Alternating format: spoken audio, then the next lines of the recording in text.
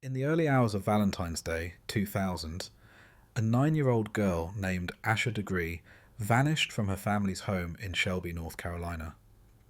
There were no signs of forced entry, no struggle, no witnesses, just a child's empty bed, and a trail that would go cold for over 2 decades. This is the story of Asha Degree, a quiet, thoughtful girl whose disappearance has haunted her family, her community, and countless people who still search for answers. And tonight, we're going to retrace every step of what happened, and what might have happened, to try and understand how a child could simply vanish into the dark. Welcome to True Bedtime Mysteries. If you find comfort in calmly told stories of real-life disappearances, chilling coincidences, and lingering mysteries, then you're in the right place. Please take a moment to like this video, subscribe to our channel, and click the bell so you never miss a new story. Asha Degree was born on August 5th, 1990. She lived with her mother and father, Akila and Harold, and her older brother, O'Brien, in a modest brick home just outside the town of Shelby. Asha was quiet, polite, and deeply responsible for her age. She played basketball, did well in school, and loved reading books and spending time with her church community. She wasn't the kind of child to get into trouble. She wasn't rebellious. She wasn't the type to sneak out at night or disobey her parents, which makes what happened next even harder to explain.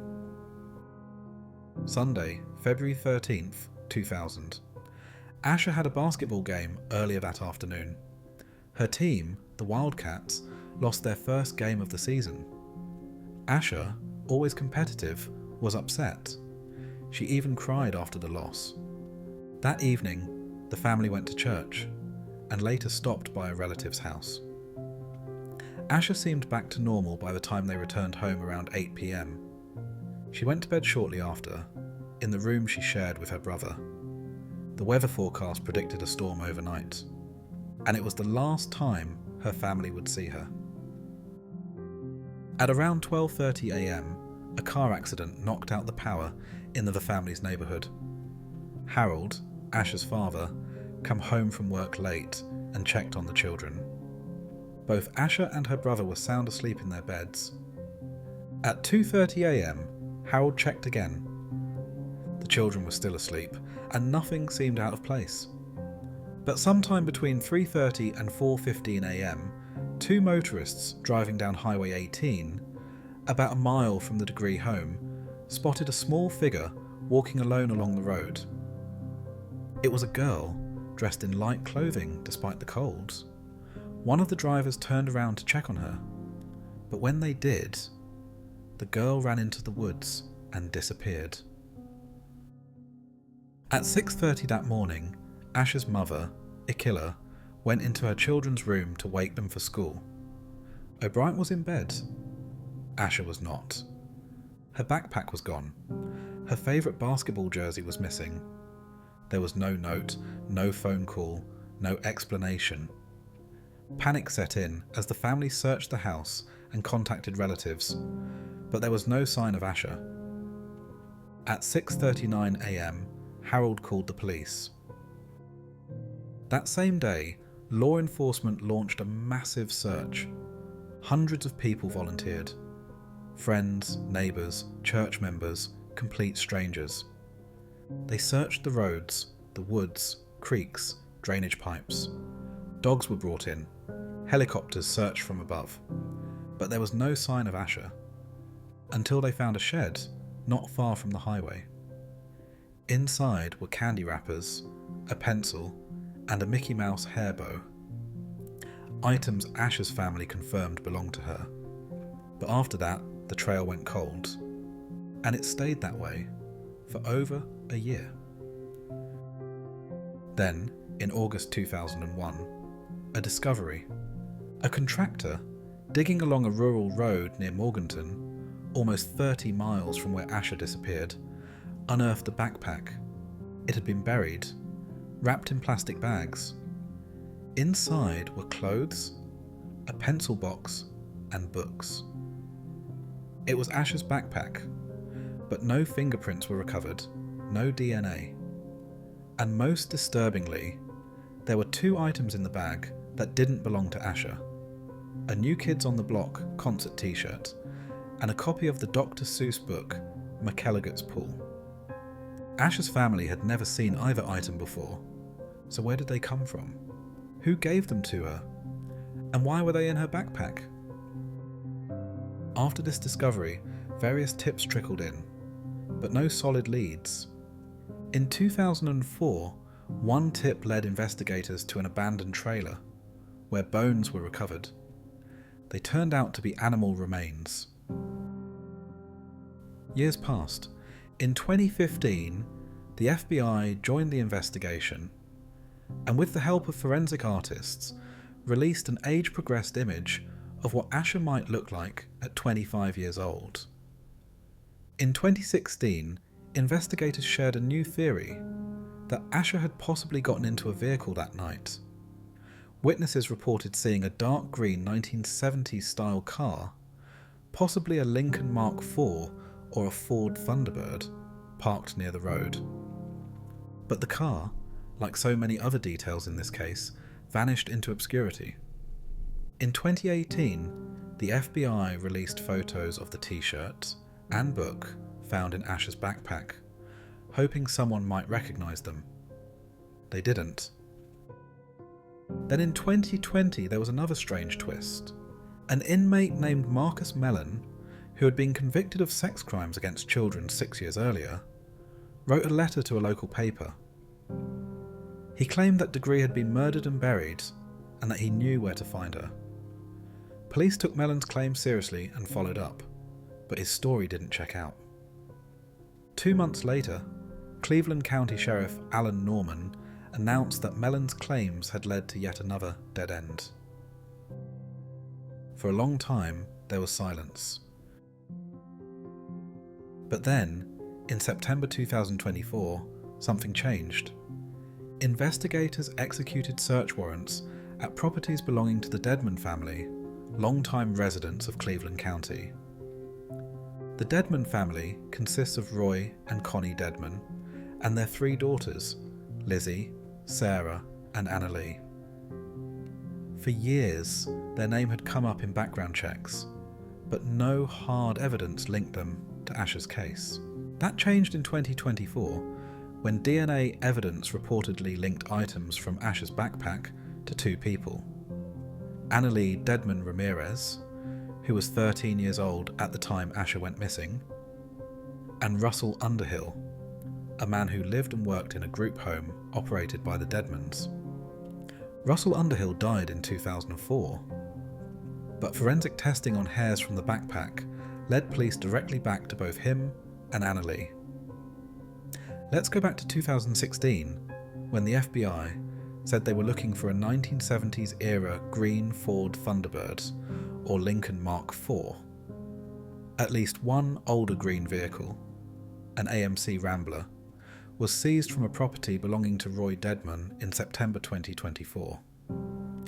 Investigators say the seized vehicle had very similar features to the vehicle wanted in connection with Asha's disappearance. It's believed that the vehicle was driven by Sarah Dedman Capel around the time when Asha went missing. Lizzie Foster, then known as Lizzie Dedman, was 16 years old when Asha went missing in 2000. Sarah Dedman Capel, who was known then as Sarah Dedman, was 15 years old in 2000.